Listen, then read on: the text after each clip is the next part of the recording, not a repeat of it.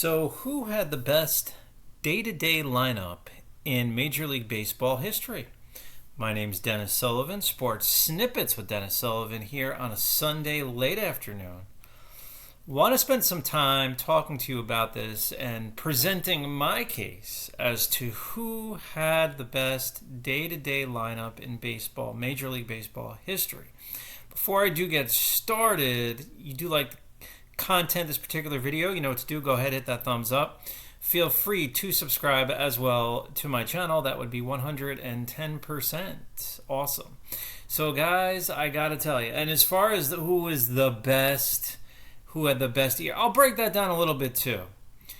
As a matter of fact, that's where we're gonna start. The best, who was the best team, you know what I mean? Like who is, and as far as a single season goes, I'm going to jump right in and say probably the New York Yankees, right? 1998, they were phenomenal. They were phenomenal with the winning percentage and the way they destroyed the competition. And that was the beginning of 3 years in a row of winning the World Series. So for a single season, I'm going to say New York Yankees 1998. For eras, four teams really come to mind, and I do apologize if I'm leaving anyone out here along the way. Certainly you had the Oakland A's of the early 70s, 72, 73, 74. They win three in a row. That's fantastic. I mean, you had some great talent on that team. You had good pitching. You had Rollie Fingers was your star guy out of the bullpen closing games out. I mean, Reggie Jackson. You had Joe Rudy, Sal Bando. I mean, Catfish Hunter was starting pitcher. Vida Blue. They had tons of stars. One of the best of all time. And I'm going to put them, as a matter of fact, even with those Yankees of the late 90s, as in 98, 99, year 2000. I'm going to put them even. I think they were both equal in a lot of areas, really. I might even give the edge offensively to the A's and pitching advantage overall to the Yankees, pitching, fielding. But nonetheless, I mean, those two teams did win three in a row. Now, technically speaking, as far as, well, who won the most in a row, this is going way back to the New York Yankees, 1949 and through, I believe it was 53. 5 years in a row. That's the record. They win the World Series 5 years in a row. Now, guys, that's before my time. It may not be before your time watching this video, but I'm really basing this, say, 1970 to the present, because that's kind of my modern day baseball, if you will, when I look at things. I mean, I may go back into the 60s a little from time to time, but as far as I'm concerned, sports really started in 1970. At least that's how I see it, right? In my mind, in my experiences. So say what you will about that whole thing, but the Yankees of the late 40s into the early 50s, technically speaking, had the best era, right? This was certainly the best block of years that anyone ever had.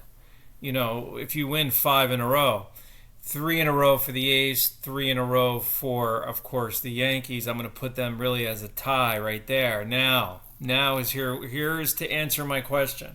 Who had the best lineup in Major League Baseball history?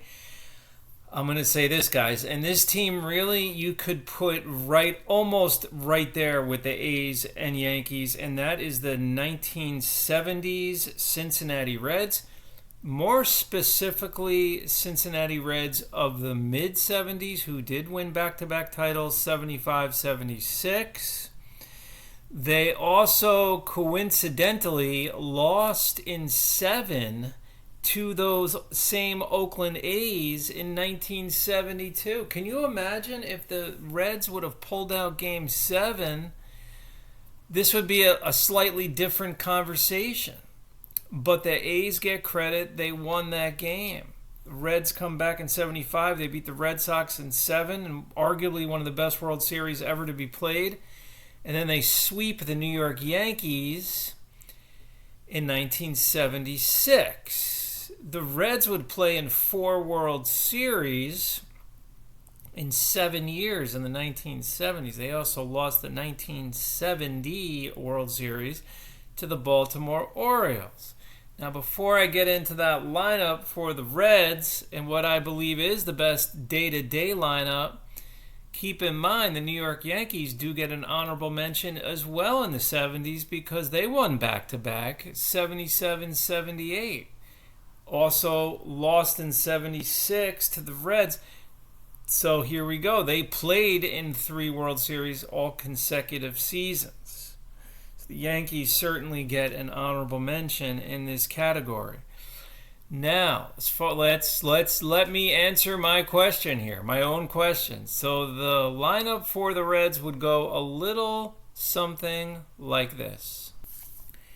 They would have Pete Rose leading off, and this is for the most part the most common lineup I would see in those days. Now keep in mind, no DH, right? Obviously no DH in the mid 70s in the National League. That just started. That the DH is just a brand new thing now. So you'd have Pete Rose leading off, Ken Griffey Sr. hitting second, playing right field. Third would be Joe Morgan, second base. Cleanup, you had Tony Perez, first base. Johnny Bench would hit fifth and catch. Batting sixth would be George Foster in left field. Seventh, Dave Concepcion at shortstop. And then batting eighth, you had defensive specialist out there, Cesar Geronimo in center field. And your pitching spot, of course, was ninth. Now, a few side notes on that whole lineup, which was fantastic. Concepcion would wind up being really a decent hit, and throughout his career, really, a decent hitting shortstop.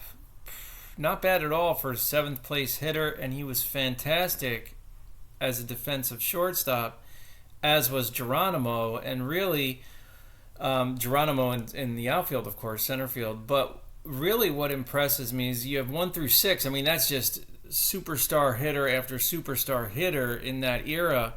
And then spots 7 and 8 in the order, that's your defensive glue guys. You know, holding down the infield, you had Concepcion, and just strengthening and holding down that outfield, you had Geronimo. So that was a really good team, guys. I mean, that was, in my opinion. Now, what separates them, though, the only little small, I don't even know if it's criticism, but bordering on weakness, was that the pitching for those Cincinnati Reds teams was decent, the starting pitching. They did have Rollie Eastwick, was very good in the bullpen, saving games as well. So they solved that, the bullpen part, but the starting pitching at times was hit or miss, and that right there, that one little thing, even though they had some good pitchers, they did, is what probably would separate them, say, from the A's early 70s and also New York Yankees late 90s.